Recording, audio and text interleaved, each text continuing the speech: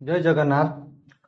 आज आम पढ़ा षष्ठ श्रेणी गणित विषय पढ़ा। षष्ठ श्रेणी गणित विषय फास्ट अध्याय अच्छी गणित संरचना। ये जो गणित संरचना कौन आम प्रथम देखा। गणित संरचना कौन यहाँ को प्रथम आम देखा, तापर आम आगू को जावा। बुझेगा गणित माने कौन? गणित आम कौन व्यवहार करूँ? गणित आम सब कौन व्यवहार करूँ ना संख्या व्यवहार करूँ। संख्या कौन सब 1 2 3 4 5 इत्यादि आम एटा कौन गणित व्यवहार करूँ। किंतु ये जो देला संरचना, ये संरचना माने कौन? मु संरचनार डेफिनेशन टा लिखुची, नोट कर नेबे। जेतेबेले कौनसी संख्या गुड़िक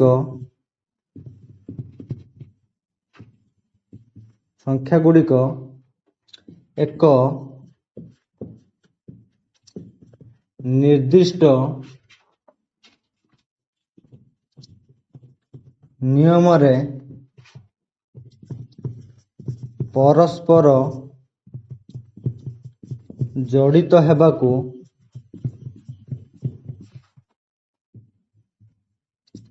गणित रे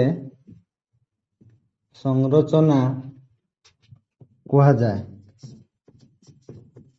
बुझीगला कौन ना जेतेबेले कौनसी संख्या जानते हो, ये जो संख्या कौनसी संख्या गुड़िक एक निर्दिष्ट जदि गोटे नियम रे परस्पर जड़ित हेबाकू कौन कहती ना गणित रे संरचना। गोटे एग्जांपल लवा, सपोज मु नेली 5 10 15 20 आगू बहुत अच्छे छाड़ दे।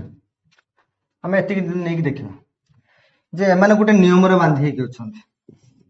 ये जो नियम टा कौन देखा 5 तापर केते संख्याटा अछि 10 केते अधिकाटी 5 10 रु 15 केते अधिका अछि +5 15 रु 20 केते अधिका अछि +5। एमाने समस्ते ठारू केते अधिका अछंती ना गोटे संख्या ता पूर्ववर्ती संख्या ठारू केते अधिका अछंती ना 5 ना अधिका अछंती। जेहेतु 5 ना अधिका अछंती तनु ये उटे होची संरचना सृष्टि होची। बुझियला आ उटे एग्जांपल सपोज नेमी उटे नेमी 2 4 6 8 एमाने भी उटे संरचना किरम ना एमाने देखो सबु संख्या कौन है ना सबु संख्या 2 द्वारा विभाज्य बुझी होची। गणित संरचना बुझीगला। आम टिके आगू जावा आ टिके सेटा बुझेया मैं चेष्टा करमी। जते गणित संरचना आम ये डेफिनेशन टाक लिखिले, किंतु जदि मुझे चेंज कर देबी, सपोज गणित संरचना टाक जदि आम लिखिदेवा ज्यामिति संरचना, एटा क्लियर करिया ना कि मु आउटे दउची। एटा बही भितर नाही, किंतु मुझे क्लियर करिया ना कि मु बुझाउची। ज्यामिति संरचना आम ज्यामिति कौन व्यवहार करूँ? ज्यामिति कौन सब व्यवहार करा जाए ना बिंदु व्यवहार करा जाए, रेखाखंड व्यवहार करा जाए, रश्मि व्यवहार करा जाए, सरल रेखा, कोण इत्यादि।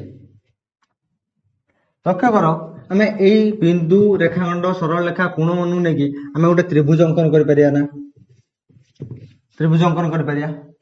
तो एथु कौन देखल त्रिभुज जो त्रिभुज अंकन है, त्रिभुज कौन अच्छी 3टा बाहु अच्छी, 3टा कोण अच्छी।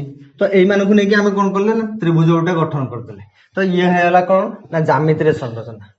बुझीगला। एबे आम धीरे आगू को जावा। बुझी होची आम पढ़िले गणित संरचना। या पर आम पढ़िया संख्यार संरचना।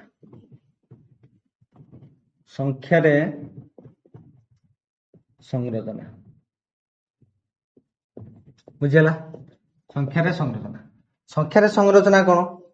प्रथम संख्या अच्छी, सपोज मु कहमी 1 2 3 4 5 कोड़ी पर्यंत असंख्य पर्यंत अच्छी, असंख्य पर्यंत।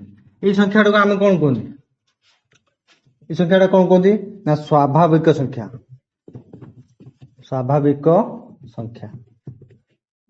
या कौन कह पारे गणन संख्या। गणन संख्या बुझी होची हला संख्या रे आमे तो संरचना तैयारी करबा प्रथम आमे संख्या नाउ जानिबा ए कोन जो आमे जेतु आमे गणुजन कोड 1 2 3 4 5 6 एडा सब कोन गणन संख्या एको मध्ये कोन कहउची स्वाभाविक संख्या किंतु आउटे संख्या अछि संप्रसारित सारित स्वाभाविक संख्या संप्रसारित स्वाभाविक संख्या कौन ना संप्रसारित स्वाभाविक संख्या होची गणन संख्याटा संप्रसारित हो जिवो अर्थात स्वाभाविक संख्याटा संप्रसारित हो जिवो अर्थात एडमे शून्य लागि जो 1 2 3 4 5 एटी शून्यटा केवल लागियो ना एटी हे जो कोन ना संप्रसारित स्वाभाविक संख्या बुझियला या पर उठे अछि संख्यार तत्व आमे ए जो संख्यार संरचना विषय रे आमे वर्तमान सब पढुछन हैला उठे अछि संख्यार तत्व संख्या तत्व ए संख्या तत्व कोन एटा जान साला पर आमे विषय भितरु बचिबा संख्या तत्व कोन ना गणितर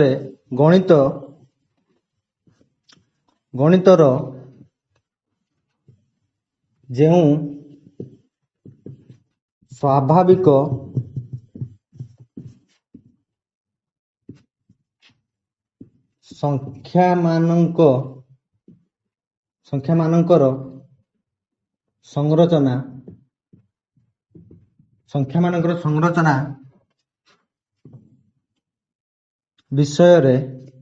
संख्या मानकर संरचना विषय आलोचना करा जाए ताहाकू आमे कोन कहया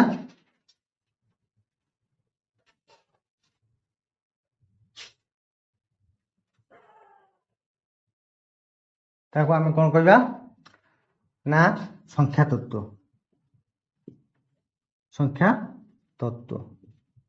बुझिला संख्या तत्व कोन बोला गणित रे जेउ स्वाभाविक संख्या मानकर संरचना विषय रे आमे आलोचना करिबा ताको कोन कहआ जिवो संख्या तत्व बुझिला एबे आमे डायरेक्ट विषय भितर को बसिबा ए जो संरचना होउजी संख्या रे जो संरचना होउजी सेटा किपुरी सब संरचना सब होउजी ते गुडी को आमे सब देखिबा वर्तमान पई प्रथमे एक नंबर रे देली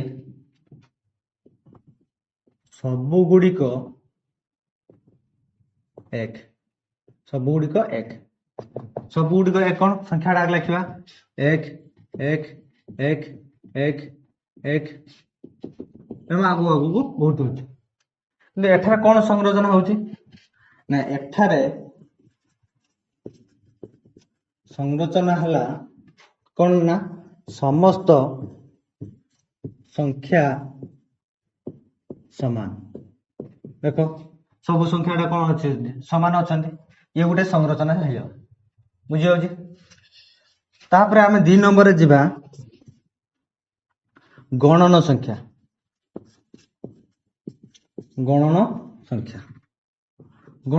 कोन आमे देखिया गणन संख्या कोन तुम सब जानिचो 1 2 3 4 5 एटा मेरा बहुत आगु को अछि तो गणन संख्या ये गुटे संरचना रे सृष्टि हेछि कोन संरचना रहिछि देखो पर संख्याटा ता पूर्ववर्ती संख्याटा रु 1 अधिक सब देखो एक सदळ पे 1 प्लस प्लस हेक जाइछि +1 एरम सब प्लस हेक जाइछि ए माने भी सब सदळ पे देखो +1 हेक जाइछि जेहेतु ये गुटे संरचना सृष्टि हेछि किरम ना 1 रे 1 मिसि हेछि केते 2 हेछि 2 रे 1 मिसि केते हेछि 3 हेछि 3 रे 1 मिसि केते हेछि 4 हेछि एरम जो +1 सब मिसि के रहला ये गुटे हेगला कोन संरचना सृष्टि होला बुझी होछि 2 रे प्रथम पडला कोन सब गुडी को 1 2 रे कोन पडले ना गणन संख्या या पर आमे पढिबा अजुग्म संख्या कोन पिला में सब जानि थको अजुग्म संख्या कोन ना 1 3 5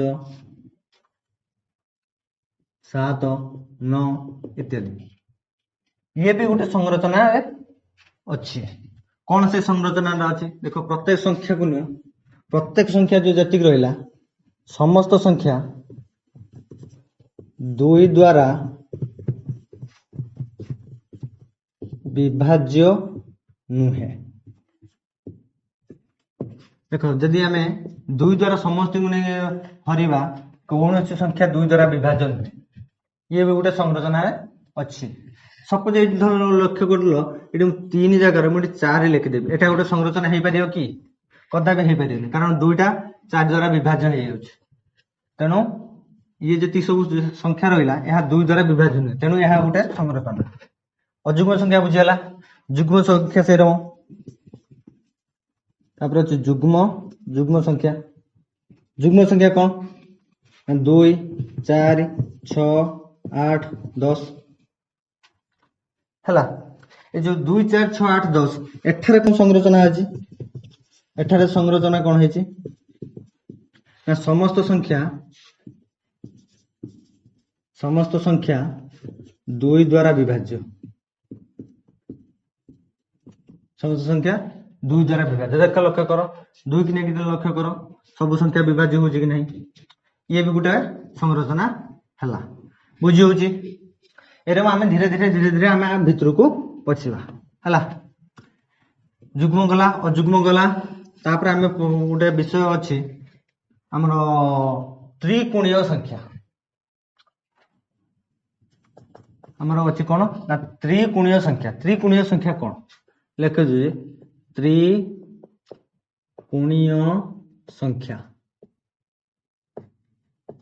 त्रिकोणीय संख्या कौन आगर संख्याटा मुझे लिखि दूसरी किपरि त्रिकोणीय संख्या गठित होती देखिए 1 3 6 10 15 21 एरम आगू बहुत अच्छे अच्छा ये त्रिकोणीय संख्या कहीं कहुई आम पछ देखा बर्तमान देखा कहीं कहुई आम नेक्स्ट क्लास रे देखा है कि बर्तमान देखिए त्रिकोणीय संख्या ये किरम है कौ संरचना अच्छा अच्छा एटी जदि आम क्रमान्वय गणन संख्या को मिसेबा एठारे संरचनाटा कौन हो क्रमान्वय जदि आम गणन संख्या को मिसेबा क्रमान्वय अर्थात जदि मिसेबा 1 को 2 सहित मिसेबा केते हो 3 हो 1 + 2 + 3 केते हो 6 हो 1 + 2 + 3 + 4 एटा केते हो 10 हो लक्ष्य कौन 4 3 7 8 9 1 10 तापर पुणी 1 + 2 + 3 + 4 + 5 केते हो 15 हो तो ये एठार कौन संरचना ना गणन संख्या को क्रमान्वय मिसा मिसेले आम कौन परवर्ती संख्या मिलूँ परवर्ती संख्या मिलूँ तो यहाँ को कौन कहते आम त्रिकोणीय संख्या बुझीगला यहाँ को यही स्ट्रक्चर माध्यम कौन ना त्रिकोणीय संख्या तैयारी होती किंतु यहाँ कहीं त्रिकोणीय संख्या कहुई यहाँ पर क्लास आम देखा त्रिकोणीय संख्या बुझी हूँ आम जा त्रिकोणीय संख्या पर अच्छी वर्ग संख्या की संख्या अच्छी वर्ग संख्या पिला तुम सब जानते वर्ग संख्या सब किए किए कही पार 4 9 16 25 इत्यादि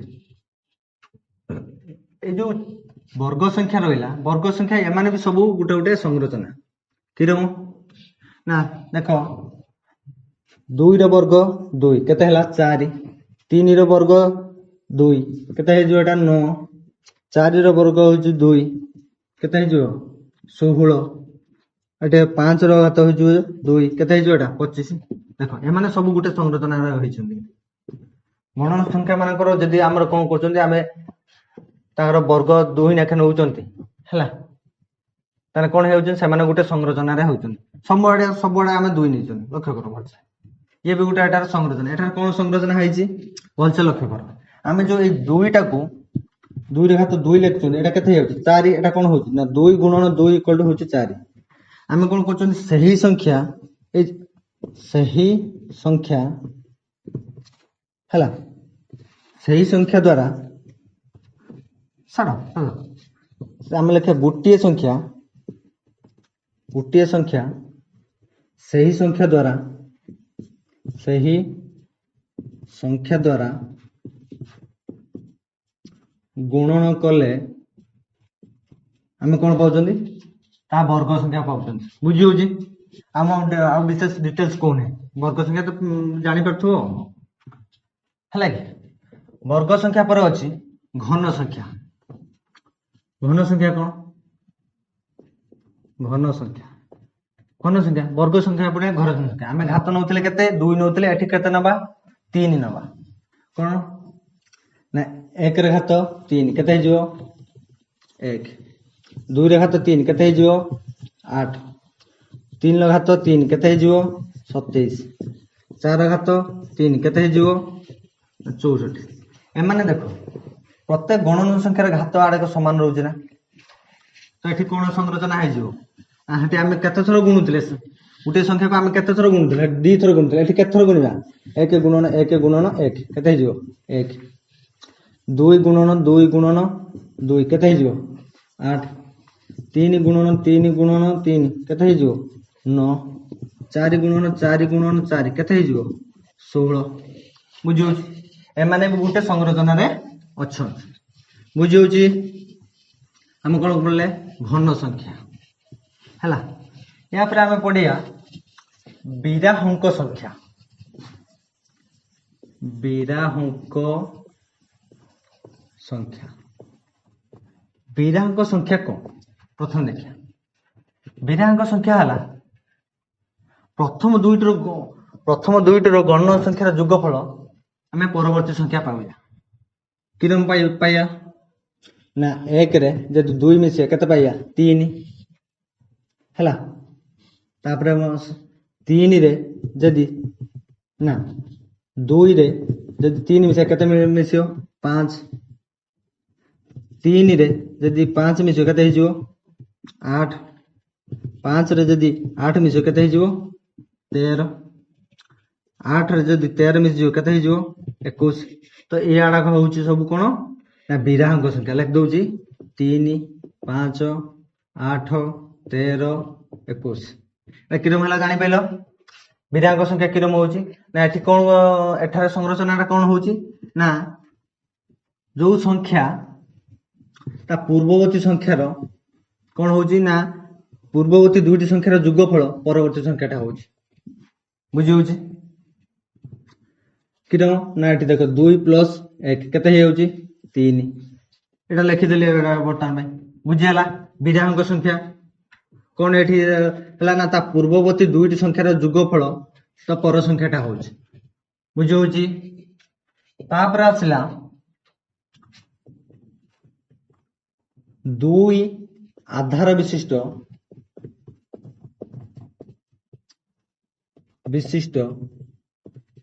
ଘାତ ସଂଖ୍ୟା। 2 ଆଧାର ବିଶିଷ୍ଟ ଘାତ ସଂଖ୍ୟା। ଆଧାରଟା କେବଳ ସବୁଆଡେ ସମାନ ରହିବ, କିନ୍ତୁ ତାର ଘାତ ସଦାବେଳେ ପାଇଁ ଚେଞ୍ଜ ହବ। ସପୋଜ ମୁଁ ଲେଖୁଛି ଏଇଠି 1 2 ସଦାବେଳେ 2 ବା ଆଧାର ରହିବ। 2 ର ଘାତ 0 କେତେ ହେଇଯିବ? ଏଟା 1। 2 ର ଘାତ 1 କେତେ ହେଇଯିବ? ଏଟା 2। 2 ର ଘାତ 3 କେତେ ହେଇଯିବ? 8।